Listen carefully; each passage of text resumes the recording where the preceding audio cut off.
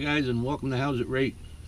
Today's Monday, the day after I went for the Bloody Marys over at Filthy's, and I had mentioned in my comments area there that I was working with a new camera, and that new camera is a Gopro Hero4 Silver, not the black but the silver.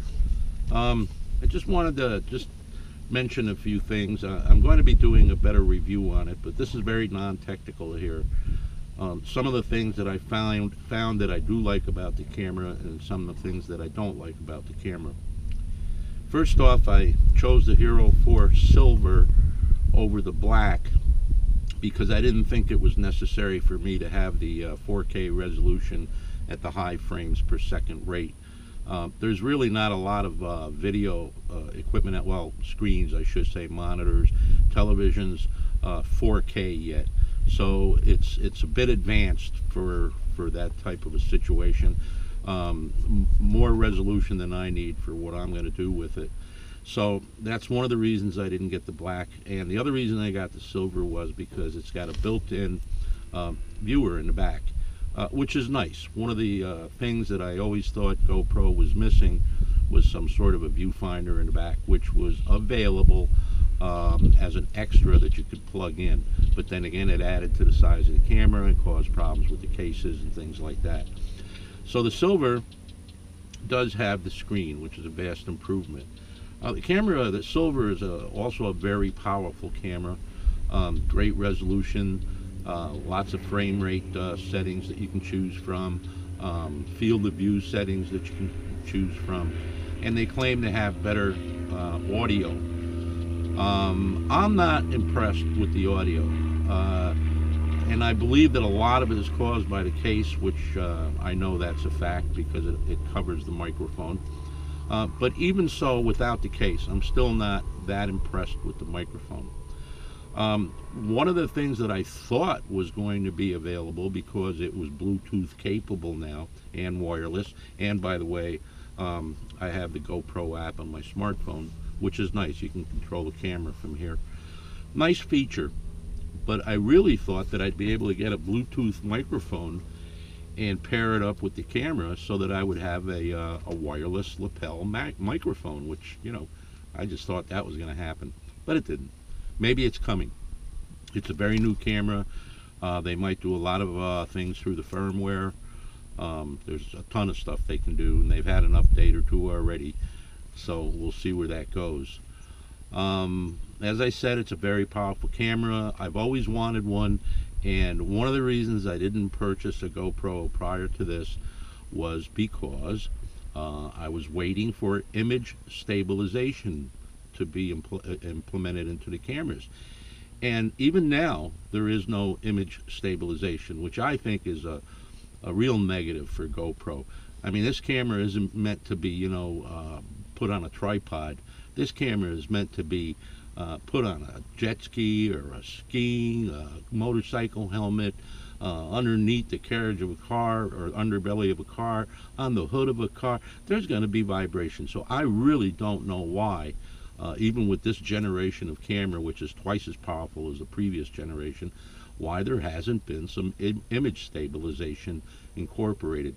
Now, I'm not really sure. I mean, I know enough about this stuff to get in trouble, but I do know a little bit about cameras, and I'm not really sure if the image stabilization can be addressed with the firmware, or excuse me, or if it can be addressed in their GoPro Studio, which is the editing software for the GoPro. Maybe we'll see what happens. I know they've done some great things with smoothing out the videos, especially in slow motion. This thing takes incredible slow motion. The higher the frame rate, the better. And with there is one frame rate here, which is up to 240 frames per second, and that's on the WVGA, without too much loss in quality. So yeah, you can have some fun with this camera. Why did I want one? I mean, an old fart like me, I'm not going to jump out of an airplane or anything like that. But I do ride a motorcycle, so I thought that'd be fun. But one of the primary reasons I wanted it was because of its durability. I mean, you can take this thing down to 41 meters, I believe, in water, and Right, Rufus? Oh, Rufus, don't to my privates. Ouch. So you don't care where he steps. But 41 meters, 100 feet, whatever. That's quite a bit of protection. I mean, the case is able to handle that. So if it can keep out water, it can keep out dust. If you drop it, I'm assuming it's going to protect it to some extent, more so than if it didn't have a case. So those are some of the features that I really loved about the camera, and I wanted it for that reason.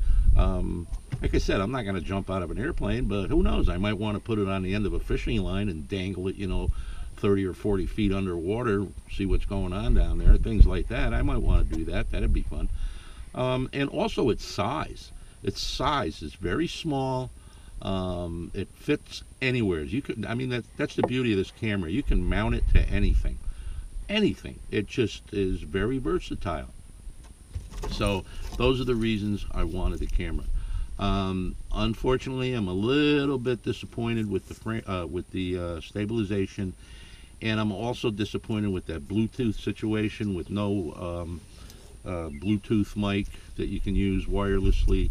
There is a company out there that made an accessory for the older version, Hero 3 or Hero 4, sorry, Hero 3 Black and Silver by Senna, I believe, which was a Bluetooth pack that you could put on the back of the camera and use a Bluetooth mic.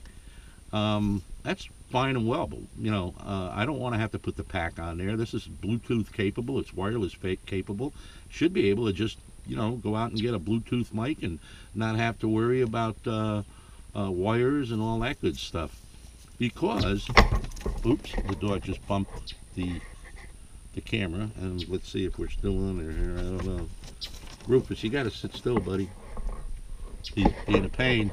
Rufus, go do something. Oh, I don't know. We're in trouble here now. Hang on, I'll be right back.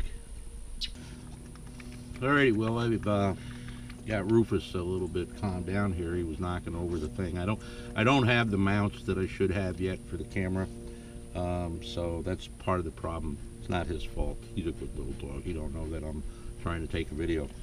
But in any case, those are some of the drawbacks that I've found so far with the camera. I'm not crazy about the app either. I think there's some bugs in that. Keeps shutting off. Sometimes it won't respond. The communication between the cell phone, or I should say the smartphone. But I can live with that. I think they'll straighten that out. Some of the other issues that I've had with the camera, and I wrote some down here, so pardon me a minute while I just take a look. I mentioned the audio quality. Even with all the cases off, it's still not the best quality in the world. So I'm hoping that gets addressed, and I'd really like to see that Bluetooth mic capability on it. I mean, it has the capability, so why not program it that way? Image stabilization I went over. I wasn't very happy with that. The only good thing about this, well, there's a lot of good things about the Hero Silver, but it's $100 less than the black, and you do get the stream.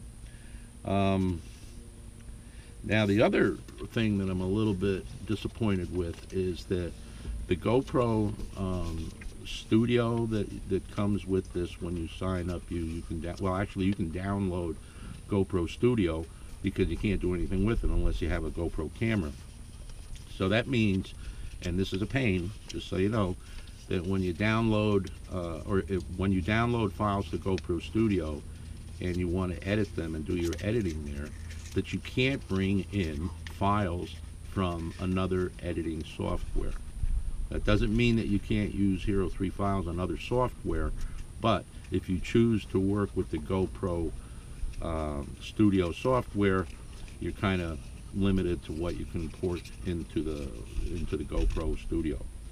Now, you wouldn't think that's much, but one of the nice things about the GoPro Studio is a new thing they have called Flux, which smooths out the video if you're doing extreme slow motion or extreme fast motion. Whenever you change the speed, it takes over and does a real nice job of rendering that out. But it takes a long time for it to do it. So I guess the way around that is to do your slow motion clips or any clips that need that particular type of work on the Studio, export them, and then import them back into the other editing software, and hopefully you can move on from there. So right now, I'm happy I bought the camera. I'm waiting for some mounts which are going to make a great deal of difference in my shakiness and everything else that I'm experiencing on here. One feature that I'm a little disappointed with, and I have this camera set on a spot meter right now, and I'm intentionally giving it some harsh light situations here. The sun is behind me right now, but I'm covered in the shade. Now the spot meter on this camera should be able to monitor my face. I mean, I'm in the center of the frame. That's the important part, so it should expose correctly for my face. And what I'm seeing right now, that's not happening. So we're going to have to play around with that spot meter a little bit more, but I'm wondering if it's even working in there. Hasn't been working as far as I can tell, or if it is, it's sure not doing what it should do, because other cameras have no problem. If you spot read the person and you're still backlit, you should still get a good exposure if you're spot reading, and I'm not finding that to be true. So this was just a real quick thing, very non-technical, and my feelings about the camera so far. I'm going to play with it a little bit more and then do a review on it, and we'll give it a rating. I'm not going to attempt to give it one yet, because this could all be my fault rather than the camera's fault, but I don't think so. I'm pretty confident that the things that we've talked about are issues that other people are going to comment about and hopefully get resolved. So that's it for today, guys. I just wanted to touch base, let you know what's going on, why the video yesterday was a little bit broken up, and the stability was a little off. There was one thing in particular in that video that really bothered me, and that was when I was driving through the road with the trees on it. If you're wondering what the shaking is now, Rufus is breathing, and he's shaking the whole cart here. You're a heavy breather. Damn. One thing that bothered me about that was how choppy, and I know I shot that at 1080, 60 frames per second, so it should not have been choppy. And also, it seemed to be very out of focus, which I was surprised. That's the kind of shot this camera is built to do.